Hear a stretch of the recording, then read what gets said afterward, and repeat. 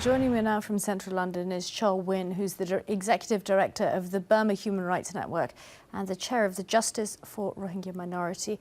Ms. Win, thanks a lot for joining me. I just want to ask your opinion. This report, what sort of an effect is it going to have on Rohingya still in Myanmar who face persecution, or on the Rohingya who live in what is now the world's biggest refugee camp in Cox's Bazar? Thank you very much, Kimberly, for having me here today. I think it's a huge impact on the Rohingya people who are around the world, not only in the Rakhine, in Bangladesh, because you see this is a persecution going on the Rohingya community since several decades. And this is the first time in the history the UN come up with such a strong terminology and genocide, which is a really genocide, and you should call genocide a genocide. And this is the most important thing here is the perpetrator should realize that there is accountability, and they are going to face the accountability, the crime they have committed, and this will immediately affect on the Rohingyas, those who are surviving in Burma, in the Rakhine state, because the perpetrators will realize that they are not out of the hook, so they will be face accountability what they are committing any crimes against humanity or genocide. Now, the report also describes the military as being virtually above the law. How then do you think they will be held accountable if they're in their own country, they are above the law? Actually, this is about the international community to determine. It's very important and very crucial, especially for the UK government.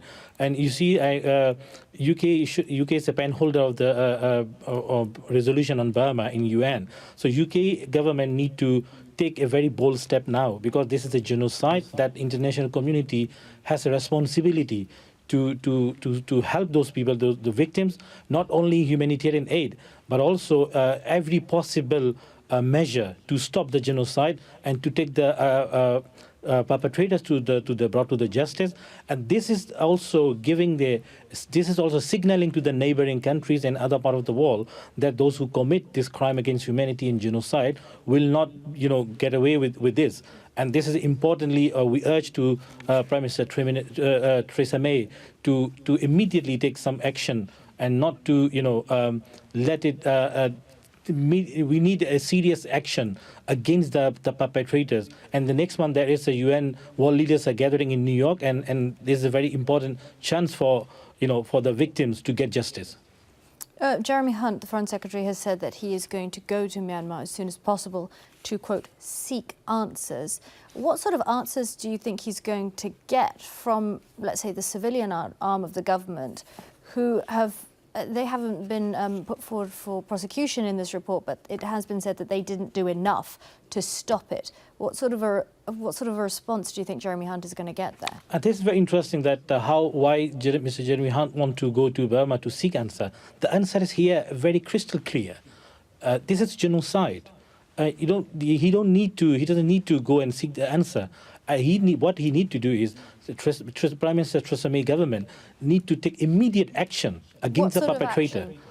Because this is UK need to refer Burma to International Criminal Code, and UK also has to. Go, sorry to interrupt, Mr. Joe. If they go to the ICC, they're not a signatory on the Rome Statute, Myanmar, which will mean that they'll need the backing of 5 Security Council members. Do you think China is going to accept that? And that's how international community need to work together. And I don't think China would support or protect any country that commit genocide. So, which is a very shameful for international as a international relation. So I think UK has to take a leadership role here, and I believe that Ms. Theresa May government has has enough capacity to do this. So, and they can also, the UK government also influence to international, their partners, and in China, Russia, France, and US. The report also suggests that the UN sets up an independent body to look at what has happened in Myanmar, similar to the one in Syria. Do you think that would be effective? I think the most important thing right now is to refer Burma to International Criminal Code. Yes, there are so many options. Still, we can look for but we have enough evidence now. I'm sorry to interrupt you, Mr. Shaw. What will the ICC do? This is a very important question. I mean, those perpetrators, they should be brought to justice, and International Criminal Court will definitely proceed the legal matters, and the legal expert has a very important role here. And I think those who committed the crime, genocide shouldn't be allowed to go free and business as usual, which is very shameful for us to, and also it's very unfair with those victims, those who face rapes and mass killings, and those who lost their loved ones.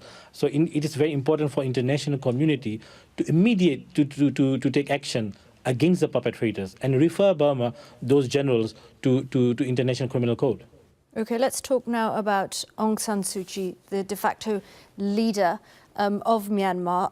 Under the constitution, the civilian arm of the government has very little control over the military. But the report does say that through their acts and omissions, the civilian authorities have contributed to the commission of atrocity crimes. And it specifically says that Aung San Suu Kyi has not used her de facto position as head of government nor her moral authority to stem or prevent the unfolding events in Rakhine. Do you think it goes far enough in its condemnation of Aung San Suu Kyi's behaviour at the time? I think you see here there are government Suu Kyi government especially when there was attacks happening in Burma, she speak out something but which is favouring the military, which is, as a human rights activist, we find that's a big problem. And also, now the situation is, of course, that the Burmese government is, Tosu government is under the military control, and they cannot do certain things as they wish, as they want to do. But on the other hand, it is not right for any person, those who see that this is a genocide, and keep silent. So I think that's very important that the legal expert to determine whether she is complicit or not. But from our point of view, everyone who able to stop the genocide must do something immediately and effectively. And this is the very important moment for the British government to take a bold step against Burmese generals, to refer them to ICC, International Criminal Court. Okay, Mr. Cho Win, the Executive Director of the Burma Human Rights Network. Thank you so much. Thank you so much.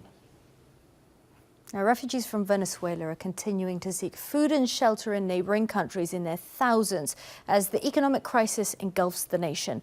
Sky News has spoken to a young mother of 4 who's among the many to make the decision to leave, preferring the desperate conditions at a